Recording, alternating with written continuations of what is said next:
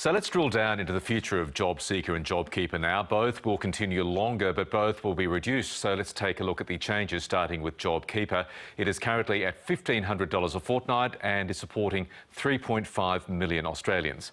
Now, the program will be extended until the end of March next year, but from October this year, we'll move to reduced rates and a two-tiered system.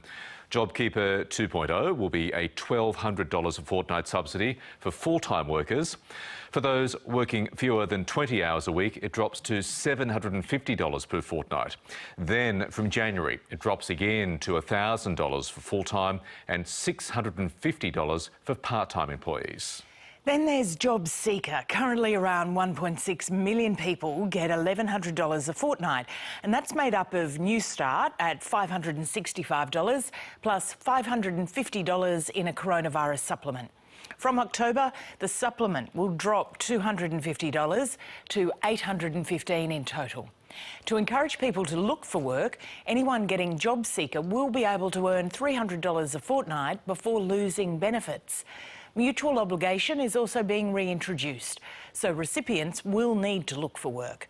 This new rate will carry through to December, when it will either have to be reviewed again or further extended, depending on how the economy is travelling.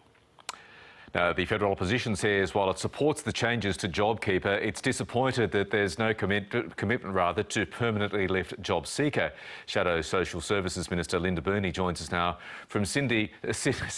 Linda Burney, good morning to you. So starting with JobSeeker, at what level would you like to see it continue at? Labor has not nominated a level. You've just outlined very clearly what the changes are. What the Prime Minister and the Treasurer announced yesterday.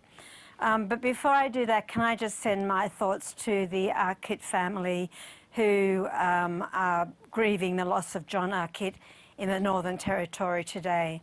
One of the things that Labor is saying very clearly is we believe that the government missed an enormous opportunity yesterday, and that is to announce a permanent increase in JobSeeker, which Labor and others have been arguing for a very long time. The reduced amount in JobSeeker that you've just outlined is going to be difficult for people, but one of the things that was not just mentioned in that clip we just saw is that with JobSeeker at the moment people could earn just over $100 a week, and the government has increased that target to something like $300 a week, and that's very positive.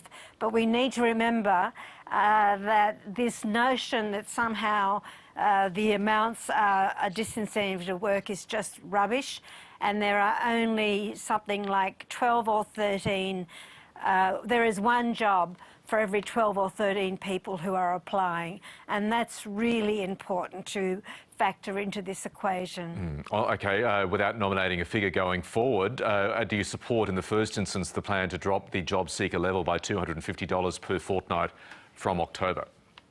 Labor is very inclined to support what the government has suggested yesterday, but we will continue to argue very strongly that there needs to be a permanent increase into what is now the JobSeeker package.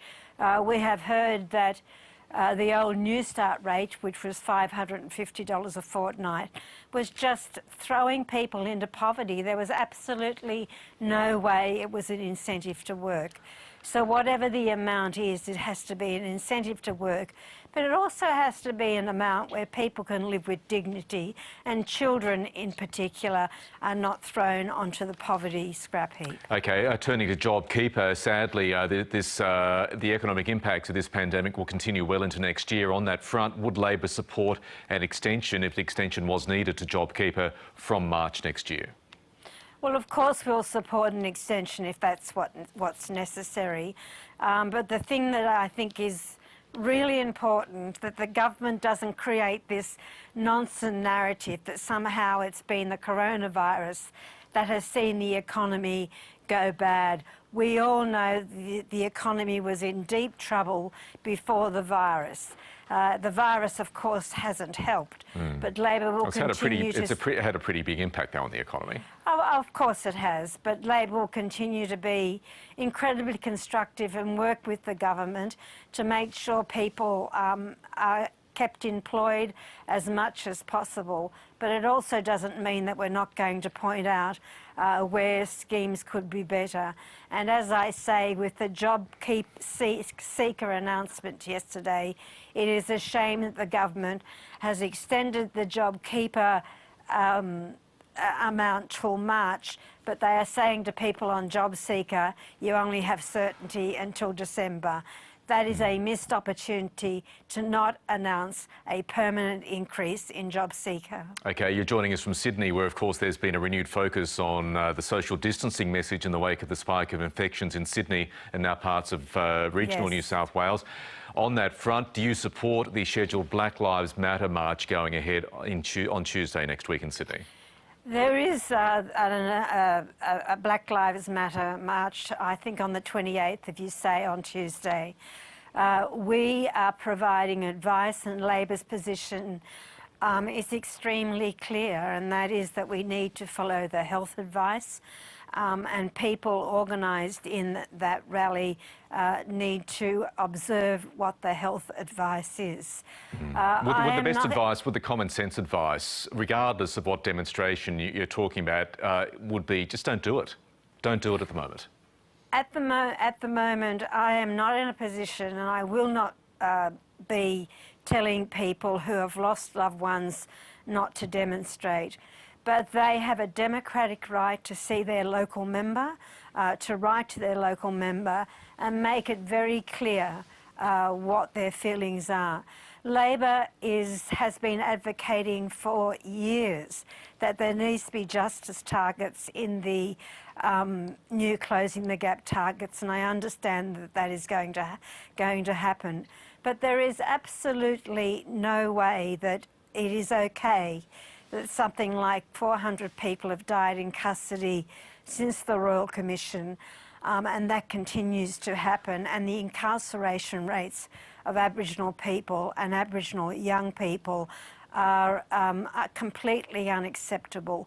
Those issues will not go away whether there's a Black Lives rally or not. Those issues are persistent, and they are part of this country, and they also have to be dealt with and understood by the public and by government. We'll see what happens next Tuesday. Linda Burney in Sydney, thank you so much for joining us. Thank you.